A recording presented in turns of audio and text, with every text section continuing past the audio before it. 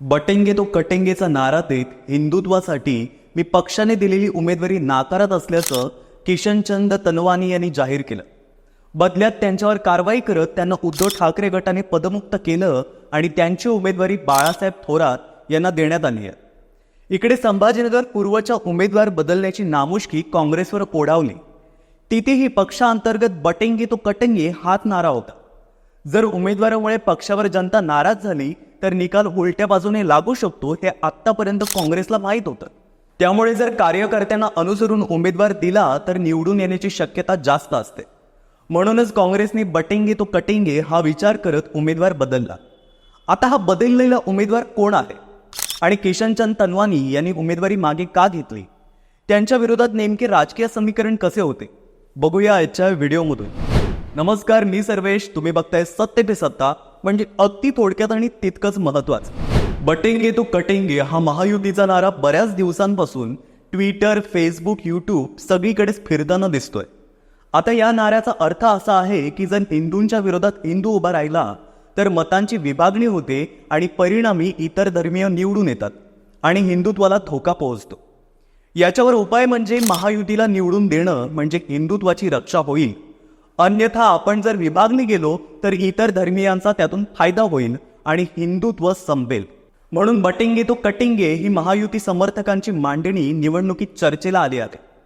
छत्रपती संभाजीनगरमध्ये 3 विधानसभा मतदारसंघ आहेत. संभाजीनगर पूर्वमध्ये मंत्री अतुल सावे यांना महायुतीकडून उमेदवारी दिलेली आहे, तर त्यांच्या विरोधात महाविकास आघाडीतर्फे औरंगाबाद पूर्व मतदारसंघातून मधुकर देशमुख यांना उमेदवारी जाहीर केली होती. पण कार्यकर्त्यांची नाराजी लक्षात घेता बंडखोरीची भीती अधिक होती, म्हणून ऐनवेळी त्यांची उमेदवारी बदलली गेली आणि त्यांच्या जागी लहू शेवाळे यांना उमेदवारी देण्यात आली. लहू शेवाळे हे धनगर समाजातून येतात. काँग्रेसला धनगर समाजाला उमेदवारी देणं यंदा तरी शक्य झालं नाही. कमीत कमी उमेदवार उतरवण्याच्या नादात धनगर समाजाकडे त्यांचं दुर्लक्ष झालं. त्यातच नांदेड जिल्ह्यातील मुखेड मतदारसंघातील काँग्रेसचे नेते यशपाल भिंगे यांचं तिकीट पक्षाने कापलं होतं आणि त्यांच्याऐवजी बट मोगरेकर यांना तिकीट देण्यात आलं होतं. त्यामुळे राज्यभर धनगर समाजामध्ये नाराजी पसरली. त्यामुळे ही नाराजी दूर करण्यासाठी धनगर समाजातील लहू शेवाळे यांना छत्रपती संभाजीनगर पूर्व विधानसभेतून उमेदवारी देण्यात आली. आणि विशेष म्हणजे शेवाळे यांनी पक्षाकडे उमेदवारी मागितलीच नव्हती, तरीही प्रदेशाध्यक्ष नाना पटोलेंनी फोन करून निवडणुकीसाठी तयार आहात का अशी दुपारी विचारणा केली. शेवाळे यांनी होकार देताच रात्री काँग्रेसच्या यादीत त्यांचं नाव आलं. त्यामुळे काँग्रेसच्या शहर अध्यक्षांपासून अनेक नेत्यांना या घोषणेबद्दल माहितीच नव्हती. शेवाळे यांच्या निमित्ताने शहरात ओबीसी मतांचं गणित साधण्याचा प्रयत्न केला जात आहे. याला महायुतीतर्फे अतुल सावे कशी टक्कर देणार हे आता पाहणं गरजेचं आहे. कारण अतुल सावे यांना समता परिषद या ओबीसींच्या सक्रिय संघटनेचा कायम पाठिंबा असतो.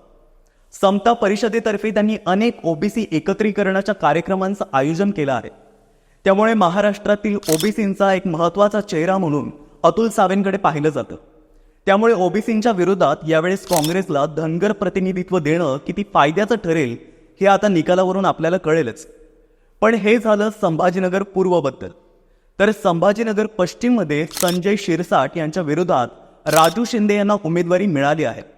त्यामुळे येथे शिवसेना विरुद्ध शिवसेना अशीच लढत आपल्याला बघायला मिळेल. सिंगापूर ब्रांचला प्रमोशन होतंय तुझं. कॉंग्रॅच्युलेशन्स. तुला आनंद नाही झाला? मला पीसीओडीचा त्रास आहे. उगाच एवढी जबाबदारी कशाला घ्यायची? अगं एवढं सिरियस नाहीये ते. एक काम कर, डॉक्टर चाटेज होमिओपॅथी क्लिनिकला नक्की कॉन्टॅक्ट कर. अगं किती जणींनी तिथे उपचार घेतलेत. तुमच्या आजाराचा परिणाम तुमच्या करिअरवर होऊ देऊ नका. तर तिसरा मतदारसंघ म्हणजे संभाजीनगर मध्य. या मतदारसंघात हिंदुत्वाचं कार्ड प्रभावीपणे खेळलं जातं. कारण इथे हिंदू मतदार बहुसंख्येने असल्यामुळे निवडणुकीचा मुद्दा हिंदुत्वाभोवतीच फिरत असतो. आता महायुतीतर्फे या मतदारसंघात प्रदीप जयस्वाल यांना उमेदवारी मिळाली आहे. तर महाविकास आघाडीतर्फे इच्छुकांची भाऊगर्दी झाली होती, पण या गर्दीत सर्वांच्या पसंतीचं नाव होतं किशनचंद तनवानी. उमेदवारीसाठी त्यांनी आग्रह करून महाविकास आघाडीची उमेदवारी खेचून घेतली. नंतर ते प्रचारासाठी संपूर्ण शहरभर फिरले. पण आठवडाभरात काही समीकरणं त्यांच्या लक्षात आली आणि त्यांनी राजकारणाला एक नवं अनपेक्षित वळण दिलं. त्यांनी ऐनवेळी उमेदवारी मागे घेतली. उमेदवारी मागे घेताना दिलेल्या मुलाखतीत त्यांनी काही कारणं सांगितली. ते म्हणाले की मी मतदारसंघाचा दौरा केला त्यावेळी माझ्या लक्षात आलं की 2014 सारखीच परिस्थिती सध्या आहे. 2014च्या लोकसभेला हिंदू विरुद्ध हिंदू उभा होता आणि तेव्हा जलील निवडून आले. मतांची विभागणी झाल्यामुळे हिंदूंची काय अवस्था होती ते आपण 14ला पाहिलं. ती परिस्थिती आता होऊ नये म्हणून मी प्रदीप जयस्वाल यांना उमेदवारी मागे घेण्यासाठी आग्रह केला. पण माझी उमेदवारी मुख्यमंत्र्यांनी घोषित केली आहे, त्यामुळे तुम्ही त्यांना बोला असं त्यांच्याकडून सांगितलं गेलं. नंतर मी माझी उमेदवारी पक्षाला वापस पाठवली. मी निवडणुकीतून माघार घेतलेली नाहीये आणि मी शिंदे गटाला पाठिंबा सुद्धा दिलेला नाहीये. पण मला मिळालेली उमेदवारी मी परत पाठवली आहे. जर पक्षाने माझ्या म्हणण्याचा विचार केला तर चांगलं होईल, अन्यथा पक्ष जो उमेदवार देईल त्याचा मला प्रचार करावाच लागेल. त्यांनी उमेदवारी परत करताच अंबादास दानवे यांनी पत्रकार परिषद घेऊन किशनचंद तनवानी यांना शिवसेना ठाकरे पक्षातून पदमुक्त केलं आणि त्यांच्याऐवजी शहर अध्यक्ष बाळासाहेब थोरात यांची उमेदवारी जाहीर केली.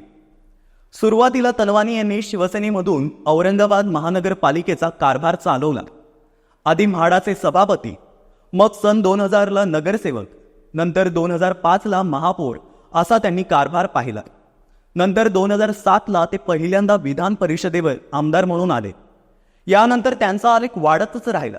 2014ला रावसाहेब दानवे प्रदेशाध्यक्ष असताना किशनचंद तनवानी हे भाजपचे शहर जिल्हाध्यक्ष होते. महाविकास आघाडी सत्तेत आल्यानंतर उद्धव ठाकरे मुख्यमंत्री झाले तेव्हा तनवानी यांनी पुन्हा शिवसेनेमध्ये प्रवेश मिळवला. शिवसेनेमध्ये फूट पडल्यानंतर तनवानी यांच्या भूमिकेवरून शहरभर पोस्टर झळकले होते. तेव्हा त्यांनी ठाकरे यांच्या सोबतच राहण्याचा निर्णय घेतला. गद्दार विरुद्ध खुद्दार असं कायमच त्यांच्या तोंडून तेव्हा बोलल्या जात होतं. पण आता विधानसभा जाहीर झाल्यानंतर त्यांनी हिंदुत्वाचं कारण पुढे करून शिंदे गटाच्या प्रदीप जयस्वाल यांना पाठिंबा दिला आहे. त्यामुळे त्यांचा विजय सोयीचा झालेला असला तरी यामागे खरंच हिंदुत्वाचं कारण होतं की एकनाथ शिंदे यांचा घोडेबाजार होता, अशा चर्चा संभाजीनगरमध्ये सध्या होताना दिसतात. तर आता ठाकरे गटातून हकालपट्टी झाल्यानंतर ते आता शिंदे गटात जाणार की भाजपमध्ये, अशा चर्चा सुद्धा होत आहेत. ऐन तोंडावर निवडणुकीतून माघार घेतल्यामुळे ठाकरे गटाची पंचायत करणारे तनवानी यांचा राजकीय प्रवास शिवसेना आणि भाजप असाच राहिलाय.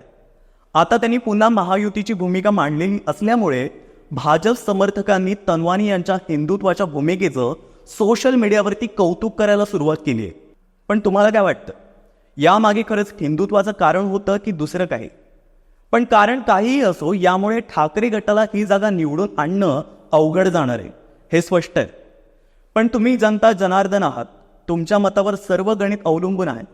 त्यामुळे तुमचं मत आम्हाला कमेंट करून नक्की कळवा आणि पाहत रहा सत्य पे सत्ता.